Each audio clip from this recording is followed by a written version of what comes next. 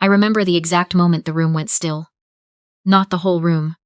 Just the corner of it, near the coat check where my father's hand closed around my wrist hard enough that I felt the bones shift. I remember the sound of my heel catching on the edge of a floor mat, and the way the weight of everything happened too fast for me to correct it.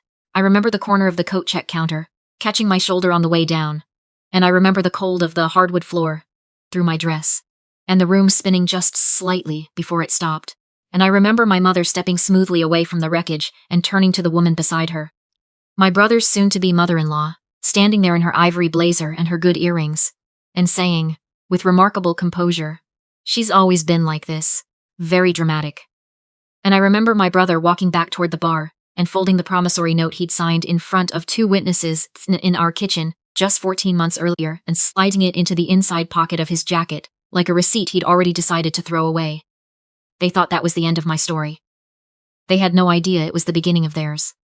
But before I get into what happened next, and I promise you, what came next is something none of them saw coming, I want to ask you something first. Where are you watching this from, right now? What city? What time is it where you are? Drop it in the comments below. I read every single one, and knowing you're out there listening to this gives me a kind of strength I still don't have quite the right words for. Go ahead, I'll wait. My name is Celia. I'm 32 years old. I live in Hamilton, Ontario, and the story I'm about to tell you is the most painful, the most clarifying, and ultimately the most freeing thing I have ever lived through. Growing up, there were 2 versions of my family. The version my parents told anyone who asked, and the version I actually lived inside. In the version they told, we were close-knit. A family that showed up for each other. In the version I lived, I was the one who showed up, and the rest of them gradually came to treat that as simply a fact of nature, like weather. Reliable, unremarkable, not requiring acknowledgement. My father spent most of my childhood in and out of work, in the manufacturing sector, around the Niagara region. My mother did part-time shifts at a pharmacy, which covered things until it didn't, and there were long stretches during my teenage years, when covering things stopped being an accurate description of our situation at all. My brother, who is 4 years older than me, was, and I want to be precise here, the child my parents had decided to believe in. He was charming in the effortless way that forgives a great deal, and my parents spent much of their limited energy explaining him, advocating for him, quietly funding the gap between who he was and who he wanted people to think he was. I understood early that no one was planning to do any of that for me, which meant I had to do it for myself. I put myself through nursing school at McMaster.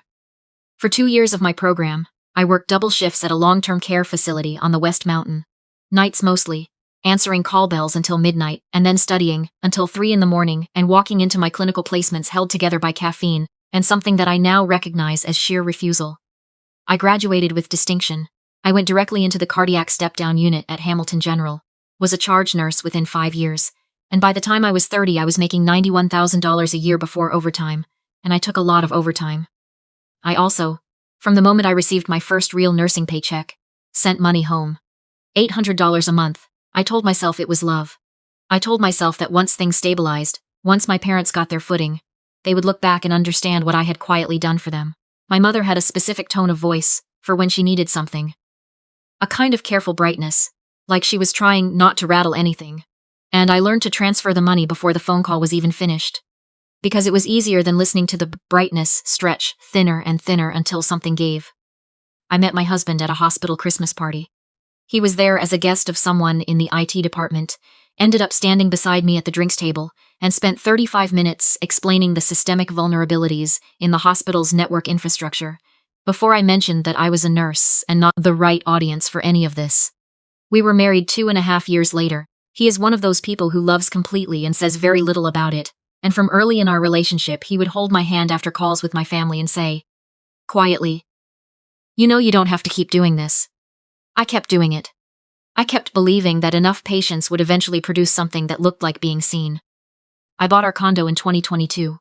2 bedrooms, 12th floor on the escarpment side of the city, a view of the lake on clear days. $468,000. I had saved the down payment myself over 6 years. $93,600, and I had done it while still sending $800 home every month, which is something I think about sometimes when I need to remember what I am actually made of. The day we got the keys, I stood in the empty living room and cried. And my husband thought it was happiness. It was that, but it was also something harder to name. The feeling of having made a promise to the version of me who used to lie awake at night, worrying about everything, and kept it. 14 months ago, my father called first, then my mother, then my brother. The story arrived in stages, the way their requests always did.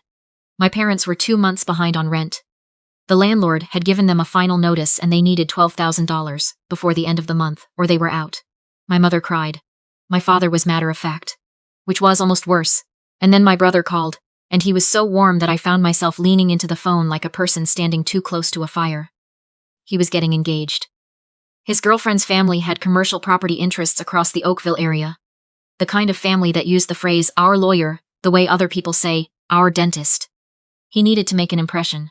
He just needed a bit of support on top of the rental situation, just this once, and he would pay back every cent, and he would sign whatever I needed him to sign. We settled on $47,500. The rental arrears, his share of the wedding venue deposit, 2 months of what he called breathing room. I found a promissory note template through the Law Society of Ontario's Public Resources. I had him sign it at our kitchen table, in front of my husband and my closest friend from work, who had both agreed to witness it. My husband photographed every page. The money went in 3 separate Interac e-transfers from our RBC joint account, each one clearly labeled with my brother's legal name, and the notation, loan per promissory note dated, and the date. My husband is the kind of person who labels things. I did not fully appreciate that quality until later. I told myself it was different this time because we had it in writing. I told myself that one day they would understand what this had cost me, and they would be grateful. I said those things to myself the way you say things when you already know, somewhere you're not ready to look, that they aren't true. The rehearsal dinner was held at a private event space in downtown Burlington. Edison lights, exposed brick, catered from somewhere with a tasting menu. My brother's fiancée's family had booked the venue, which meant that my brother had arrived at this evening, looking like a person who had always moved through rooms like this without effort.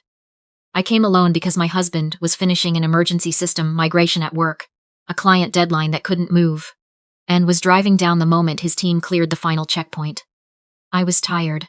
I was working cardiac nights that month, and my body had stopped fully believing in the concept of a regular sleep schedule. I stood at the edge of the room with a glass of sparkling water, and genuinely tried to feel happy for my brother. I thought, this is what family does. You show up. You smile. You try. Before dessert was served, I found my brother near the bar. I kept my voice low. I kept my expression exactly where it needed to be. I told him I just wanted to confirm the first repayment date, that the promissory note had it at 30 days from the transfer, and asked if we could step somewhere quiet for 2 minutes. His face changed, not slowly. The warmth left it all at once, like a light going out. He laughed, and it was not a quiet laugh. It was calibrated to carry. He angled himself slightly so that his fiancée's father, standing 3 feet away with a glass of scotch, could hear every word. I genuinely have no idea what you're talking about, he said pleasantly. Mum and Dad helped us out a little last year. That's what family does, right? Nobody's keeping score. The floor felt strange under me. You signed a promissory note, I said. At our kitchen table. Jonas and Priya were both there. I have a photograph of every page. I had pulled it up on my phone before I crossed the room. I held it toward him. He looked at it for a moment with the studied blankness of someone performing confusion, and then shrugged. I don't recognize that, he said. I've never signed anything like that. He turned back to the conversation he'd been having, as though I had simply asked him something minor, and he had answered it and we were done. My parents materialized on either side of me before I could process what had just happened. My mother's hand was on my arm, steering me away from the group toward the coat check near the entrance, where the music was softer and there was no one standing within easy earshot. My father was already there, waiting. He stepped close. His grip on my wrist was not gentle. You are not doing this tonight, he said very quietly and very clearly. Not here. Not in front of her family. Do you understand me? I said that my brother owed me $47,000. That he had signed an agreement in front of witnesses. And that if none of them were going to acknowledge it, I was calling the police. My father's grip tightened. He pulled my arm, sharply, toward the wall. The way you'd move someone out of the way of something. Not the way you'd move someone you were worried about. And my heel caught on the raised edge of the rubber floor mat beneath the coat rack, and I went down sideways, my shoulder catching the corner of the coat check counter on the way, hard enough that I understood immediately that something had moved in there that wasn't supposed to move. I hit the floor, and I lay there for a moment, genuinely unsure what had just happened. I looked up. My mother was already turned away, speaking to someone else in a low, composed voice. My brother had not come back. My father looked at the coat check attendant, a young woman, maybe 19, standing behind the counter with her eyes very wide, and said calmly, "She slipped. She's fine." The attendant looked at me. She looked at my father, and then she reached under the counter for her phone, which she had already been holding. I found out later she had started recording several minutes earlier, when she'd heard my father's voice drop into that particular register.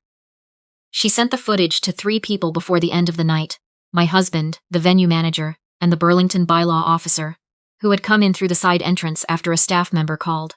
The Hamilton Police Service was contacted within 20 minutes. My husband arrived before the police. He came through the main doors with his coat still open and found me sitting against the wall beside the coat check with a bag of ice that a server had brought from behind the bar. He didn't say anything to my family. He came to me first, checked my shoulder, looked at my face. Then he stood up, turned to my father, and said, "And I want to be exact about this because multiple people confirmed it afterward. I have the 3 e-transfer receipts with your son's name on them. I have a photograph of the signed promissory note with 2 witnesses, and I'm currently uploading the coat check security footage from this venue to our joint cloud drive in real time." He paused. "So whatever you're planning to say to those officers, I'd think about it carefully first." My father looked at him. He did not say anything. At the emergency department, I was treated for a dislocated shoulder and significant bruising across my hip and upper arm. The attending nurse photographed and documented everything. From my hospital bed, waiting for my shoulder to be reset, I sent 4 emails. To our family lawyer, to the Hamilton Police Service file I had been assigned, to the Ontario Superior Court Small Claims Registry, and to our accountant, asking her to compile a complete record of every transfer I had made to my parents over the preceding 9 years. The footage from the attendant's phone was clear, well-lit, and time-stamped. The bruising on my wrist matched the grip pattern exactly. My father was charged with assault causing bodily harm. My brother was charged under the criminal code with fraud over $5,000 for knowingly misrepresenting the nature of the loan in front of witnesses on multiple occasions. My mother had given a statement to the responding officer describing the incident as me losing my balance and being upset, a characterization that the video directly contradicted, and was subsequently charged with obstruction of justice. I canceled the e-transfers the following morning. I contacted the phone provider and closed the account I had been paying for on my mother's line. I asked our accountant to document 9 years of financial support, the monthly transfers, the one-time loans, a co-signed credit application I had nearly forgotten, and produce a formal statement of the total. The number, when it came back, was larger than I had let myself calculate. My brother's fiancé's father issued a statement through his assistant. The wedding venue deposit, which my brother could not replace without my money, was forfeited in full. I was told my brother cried when he found out. I believe it. 8 months later, I watched the sentencing hearing on a video call from our living room. The Burlington venue's security footage played in a courtroom I never had to enter. My father received a conditional sentence of 12 months of house arrest, a $5,000 fine, and a no-contact order. My brother received a criminal fraud conviction, 18 months of probation, and a court order requiring repayment of the full $47,500 to be garnished directly from his wages until it was paid. My mother's obstruction charge was withdrawn on a peace bond, but the record of the proceedings sits in the court registry and will not disappear. The first garnishment payment came through the following month. I did not feel triumphant. I felt like someone who had been holding their breath for 32 years and had finally been given permission to stop. Before you go, I want to ask you something, and I mean it sincerely. A lot of people, when they hear a story like this one, ask the same question: why did she keep giving them money for so long? Why did it take something that extreme before she stopped? It's a fair question. I've asked it myself more times than I can count. And the honest answer is this: I kept giving because I hadn't yet stopped hoping. I thought that if I stayed useful enough, present enough, patient enough, they would eventually see me, not as a resource, but as a person. As someone who had worked herself half to death to build something real and deserved to be treated accordingly. That isn't a foolish thing to hope. But there comes a point where hope starts to cost more than it gives back, and you have to make a decision about where to spend it instead. If this story meant something to you, if you've ever been the person in your family who holds everything together while everyone around you pretends not to notice, please subscribe. New stories go up every week, and I want you to know, wherever you are, whatever time it is there, you are not alone in this. Hold your people close, the ones who actually deserve it.